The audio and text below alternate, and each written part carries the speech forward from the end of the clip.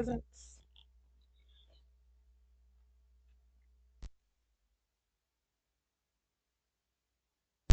I just had to make sure that my headset and everything was working. Have you missed me? You already know what time it is. Animated horror stories. Animated horror stories. Doom, doom, doom, doom, doom, doom. Let me say this off rip. Please grab a blanket if your house is cold. If not, then you don't need it. Grab a blunt because you do need it. Bottle of water, you know you parched. And I believe it's a bag of chips. I forgot what it was in the last two videos. I remember the four B's. Make sure you grab the four B's. Where are we going today? Going to our good cousin IMR Scary Tales house. You see me back like I ain't never left. I seen this and immediately had to jump into it. Why? Because it's Omegle. Y'all know me. Y'all know I love me some Omegle. As always, go over to IMR Scary Tales page, hit that subscribe button, hit that like button on every video that you watch. I've been gone a couple months, like 5, 6 maybe. That whole time, if you had nothing to watch, you should have been over there watching. I said it in the last video. If you've watched by yourself, then this is just a recap. You just wanted me to watch it with you. And if not, then you have something to watch now. Let's get up in here. During spring break, I got into a habit of speaking with strangers on Omegle. I hail from a small city and don't have much of a social. I love these Omegle ones because he said Omegle. It's Omegle. I love these because, like, middle school, Omegle was my life. Me and my friend Keisha, our lives. We was putting all our friends on Omegle. I think we got together in 2020 or 2021 and hopped on Omegle for the hell of it. Social life. So the idea of speaking with strangers from across the world seemed captivating to me. That's how I came across Natasha. There was something captivating about her. It wasn't just her beauty, which was undeniable, but the way she spoke, her lively gestures, and that infectious smile. She leaned against a plain beige wall, its monotony a stark contrast to her vivid persona. Our conversation flowed effortlessly as well, traversing through a myriad of topics. She had an opinion on just about everything, from the intricacies of modern art to the complexities of astrophysics, and her insights were as enchanting as her laughter. But amidst our engaging dialogue, something peculiar kept happening. Every few minutes, Natasha's eyes would dart to her right, her animated expression freezing momentarily. It was like a glitch in reality, a brief interruption in an otherwise seamless stream. The first time it happened, I assumed it was just a distraction, something off camera catching her attention. But as our conversation progressed, these pauses became more frequent and more pronounced. I tried to ignore it, focusing instead on the charm of her conversation. But the interruptions grew increasingly unsettling. It was as if she wasn't just looking at something or someone, but rather responding to an unseen presence. Each pause was followed by a slight change in her demeanor, a subtle shift from relaxed to slightly tense, as if she was under some unseen pressure or something. What are you looking at? Driven by a mix of concern and curiosity, I finally broached the subject. "Hey, is someone there with you?" I asked, attempting to keep my voice light. My mind, though, was swirling with possibilities. The question seemed to trigger something. It's Omegle. Natasha glanced to her right again, but this time, the pause was longer, more deliberate. It looked like she was paralyzed for a few seconds. She looked back at the camera, and the usual warmth in her eyes had been replaced by a palpable sense of fear. Her voice, once lively and confident, was now a hushed whisper, trembling with underlying dread. "No one," she said. But the way she said it, it was as if each word was a struggle, a fight against some invisible force. Before I could react, she abruptly ended the chat. The screen went blank, leaving me staring at my own confused reflection in the darkened monitor. I replayed the conversation in my mind, each of her pauses now taking on a more sinister tone. Who or what had she been looking at? Was she in danger, or was it all just an elaborate act? For days, the mystery of this OMEGLE encounter with Natasha haunted me. Her face would appear in my dreams, always turning to look at something just out of sight. Her expression morphing from joy to terror. I scoured the internet, doing my best to try to find her again. But it was as if she had vanished into thin air. Then, unexpectedly, I came across her again. This time, she introduced herself as Kate.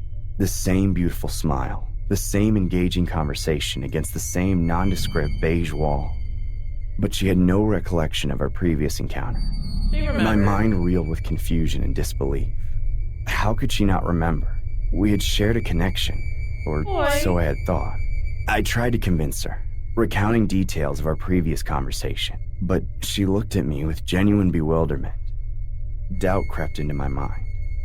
Had I really spoken to her before, or had my mind played tricks on me somehow? But then, just like before, she paused mid-sentence, her gaze shifting to the right, her face going blank for those agonizing 5 seconds. The familiarity of the action sent a chill down my spine. The same inexplicable pause, and the same subtle look of fear when she resumed. It was exactly the same. It was more than a mere coincidence. It was a pattern, a disturbing repetition of the same eerie behavior. As the realization of the situation's gravity sank in, my mind raced with theories and questions. Was this a case of mistaken identity, or something far more sinister? Determined to uncover the truth, I decided to take a more proactive approach. We continued our conversation, me feigning normalcy while my brain worked overtime. I was careful not to alarm her, or whoever might have been watching her. Excusing myself for a moment, I grabbed a pen and paper from my desk. My hands trembled as I scribbled my first question, my heart pounding against my chest. Holding the paper up to the camera, I tried to keep my expression neutral. The note read, "Is someone watching you? If yes, fake a sneeze." I watched her face intently, looking for any sign of recognition or understanding. For a moment, nothing happened, and I feared my attempt might be in vain. But then, she sneezed. It was subtle, almost too perfect, but it was a response. You gotta keep talking. A mix of relief and horror washed over me. She was in trouble, and someone was indeed watching her. I quickly wrote another note. Can he harm you? Once again, I held it up, my eyes locked on the screen. She sneezed again, her eyes briefly meeting mine with a look that conveyed a silent plea for help. My mind was racing. I needed to know more, to understand the extent of the danger she was in. I wrote another question, my hand shaking. Can he kill you?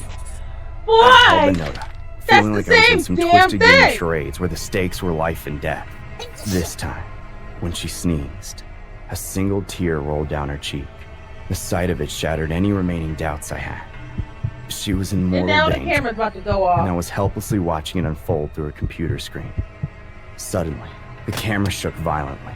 It seemed as if the person behind the scenes had realized something was amiss. Obviously, I heard muffled sounds, a struggle perhaps, and then the camera lifted, giving me a brief, chaotic glimpse of her surroundings. My heart stopped. The room she was in was a mirror image of my own. The same beige walls, the same bed with its distinctive headboard.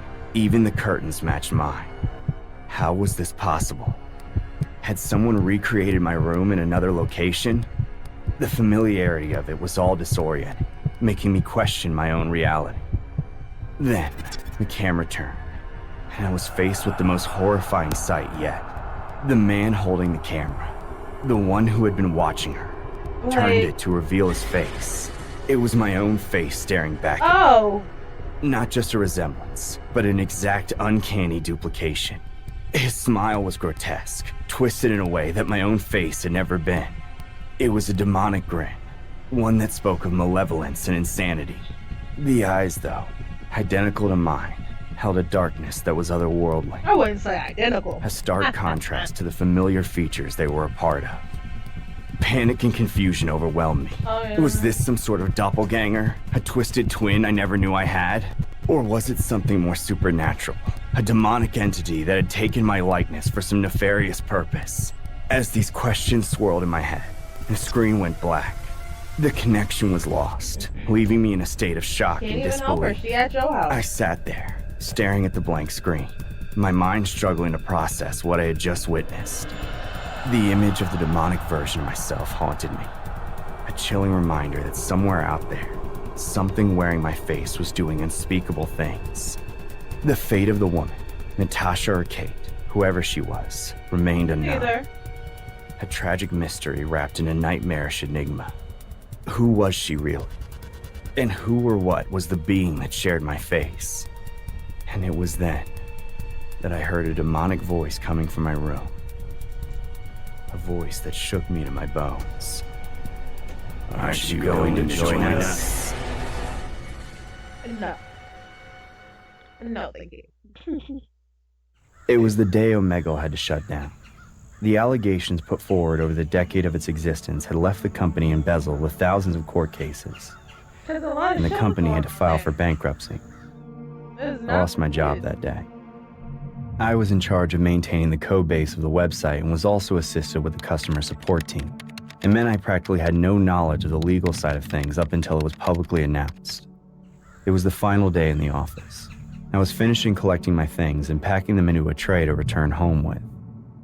It reminded me of cleaning out my locker at the end of the school year. The office is practically empty by this point. I was one of the last ones left as I had to upload the goodbye message onto the website, explaining to people why OMEGLE had vanished. Once finished collecting my stuff, I looked back, reminiscing on my time there. The place used to be so lively, full of excitement. Now, it's empty and lifeless. I closed the front door on my way out for the final time, walked over to my car, took a step back, and stared up at the office block. Half a decade of my life had been spent working here. I felt miserable leaving it. I drove off, a few tears pouring from my eyes as I realized it was finally time to move on. But just 10 minutes into the drive, I went to reach for my phone to play some music, only to realize it was back at the office. It was getting dark, and I usually wouldn't stay in the city past the sunset, but my phone was certainly worth going back for. In a swift motion, I turned the car around, and after just 20 minutes of driving, I was back. As I wandered towards the front door, I was slightly shocked to see the door was left slightly ajar. I swore I closed it, but there was every chance the tears blurred my memory just as they had done my vision. By this point, the sun had completely set. It was winter, so the days were far shorter. The darkness seemed to swallow the building, as nobody worked there anymore. There was no need for nighttime lights. Walking inside, I made my way up the stairs and into the central office area, feeling indifferent to my surroundings. They seemed strange to me now, distant even. The office was empty. Every single desk was ransacked of personal belongings. Sighing, I dragged my feet over to my old desk where my phone was sitting. It glowed brightly as I picked it up. As I turned around, I turned the flashlight on as it was a little too dark for my taste, only to reveal countless sheets of paper strewn all over the floor beside me. It came as quite a surprise to me, considering I had been there just 20 minutes before when the place was clean, almost back to when the company first bought it. I moved my flashlight around, revealing that the paper led towards a tipped-over file cabinet opposite my desk. That's when I saw the empty bottle of vodka. A few drops of the stuff were still dripping onto the floor below. My skin crawled. Was somebody here? Yes, they're just hiding because you came up in there. I went over to the light switch, flicking it on. Again. To my surprise, the switch did nothing. The power company must have already severed the building's electricity now that nobody worked there. I continued to scan the room with the flashlight. For what? The place looked like a bomb site. Desks had been flung over everywhere, and piles upon piles of folders lay scattered all across the floor. It was at that point that the one responsible for the mess made himself known. Because you took My heart fell as I heard a loud groan erupt from one of the main offices towards the other end of the room. You could have got your phone, got him out of there. That's still his way of telling you to get him out of there.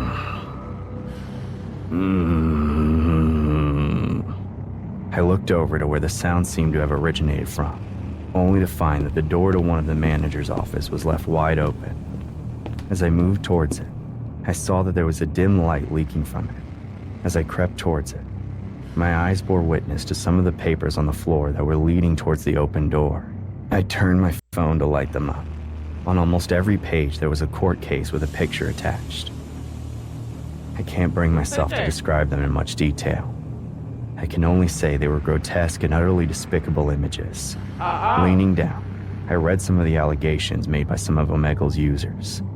Again, it seems insensitive to repeat exactly what I saw, but Predator seemed to come up more than enough to rationalize the company's central issues. I had some idea of the allegations, but to see them in the flesh made me feel sick. My stomach churned as I rose back up, resuming my journey to the mystery door. Eventually, I reached the office where the sounds were coming from. They had been repeating the whole time, groan after groan, low, like an animal.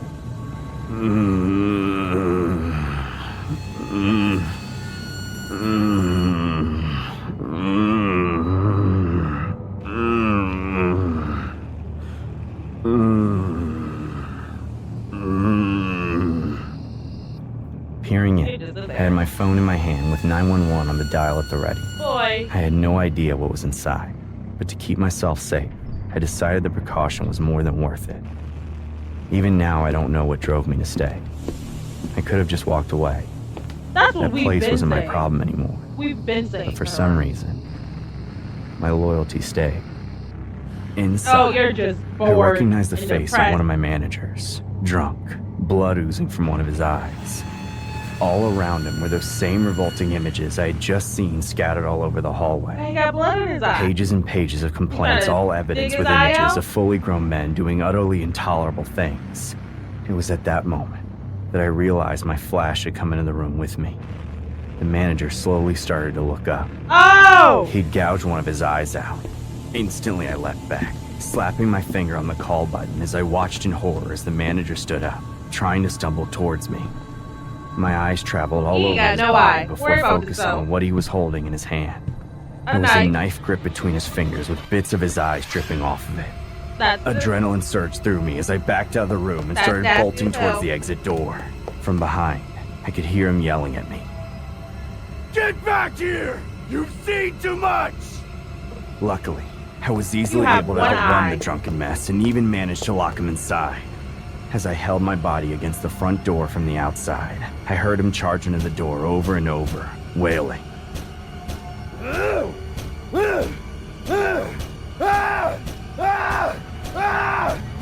A couple of minutes passed before the police finally arrived. They head inside, and after just 5 minutes, my eyes widen with terror as they wheel out the manager's corpse on a stretcher. He died from blood loss. He cut out the other eye. It was discovered later that they had found a note with his dead body. The note explained that the manager felt responsible for all the atrocities committed throughout OMEGLE's lifetime. He simply couldn't bear to look at it. Couldn't bear to live with it. I have a copy of the note. I read it over almost every day, staring at the final part of the note. It says that he wasn't the only one responsible. There are others too. Okay. Pause before story 3. Now, I can say, like, you're not responsible for all of the bullshit on there, but you kinda are. Like, the age restriction thing on there, it just says, if you're under 18, click this, and that's just chat, and that's still chatting with strangers, no matter how old. Or if you're 18 plus, click this, and that's video chat. If you're 14, 13, 12, 11, and it just says if you're 18 plus, click this, yes, yes, you're clicking the chat on the box. Yes, you're clicking, no, I am not 18. But after the conversations in the chat, if you've ever been on OMEGLE, the conversation is just as bad as the video chat. People are creepy. People are creepy in text message just as much as they are in video chat. So it's easier to double click and get out that video chat, So I can say it kind of is your fault. And then when people was complaining and stuff, you ain't pit. I feel like it could have been if you're caught talking to children on here, I don't know. They could have done something. And they could have put it out 1 year, seen that people was complaining that old ass men was talking and showing peens to kids, and could have ended it there. But they did not. So,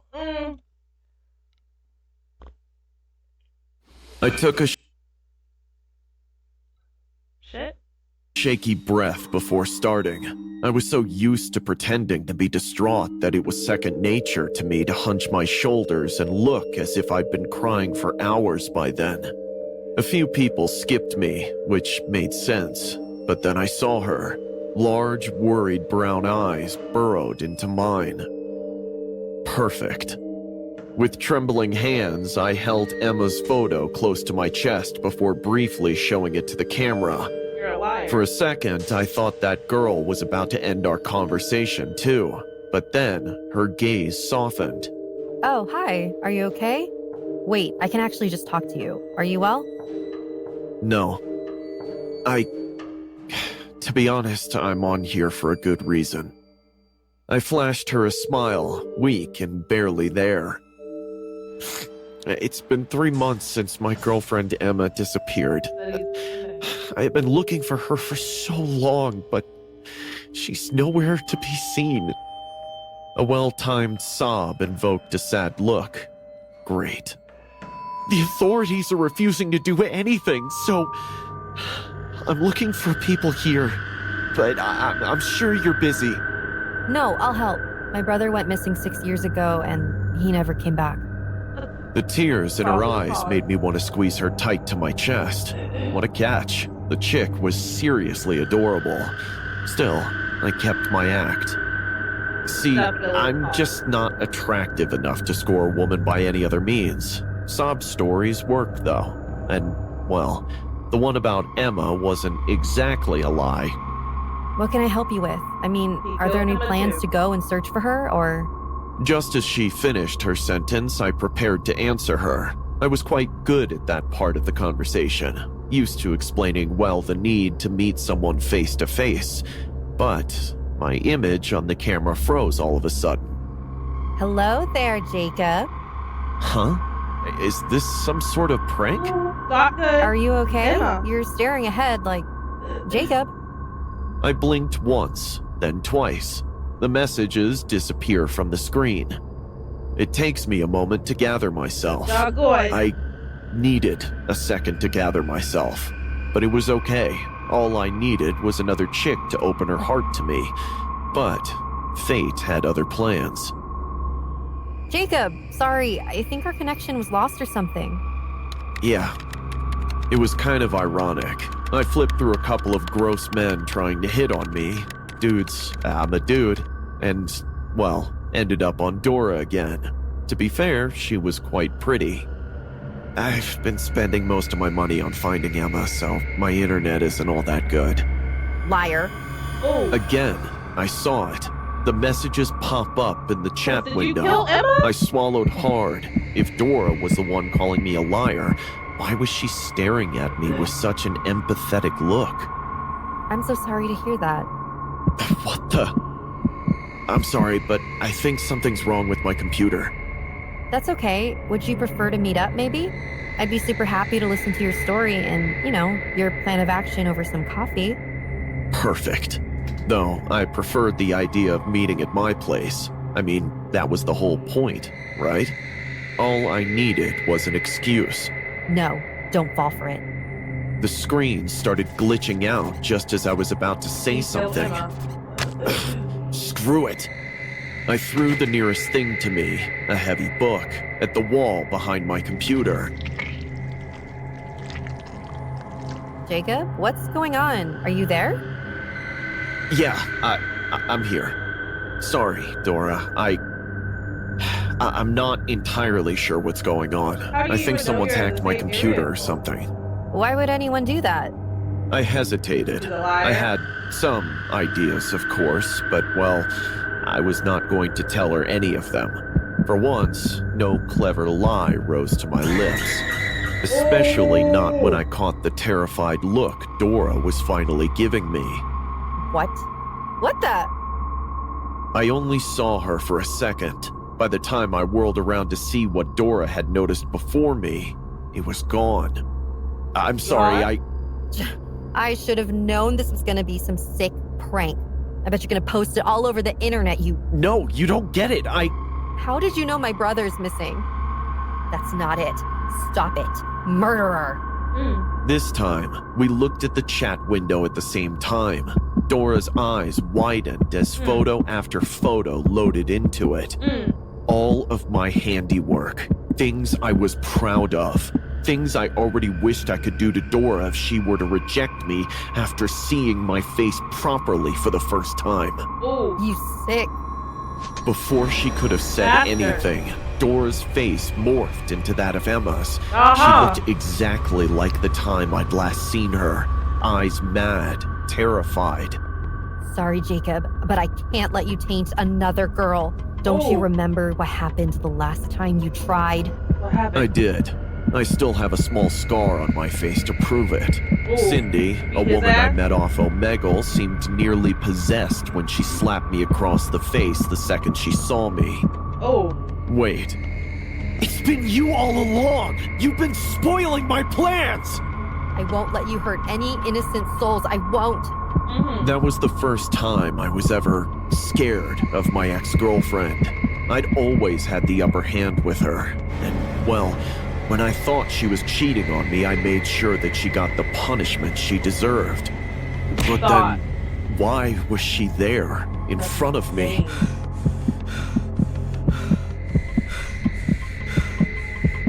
Because you're her unfinished business, stupid. I'm calling the cops. Things stood still for a while after that, as sirens filled the silence from outside. I realized that there was nothing I could do.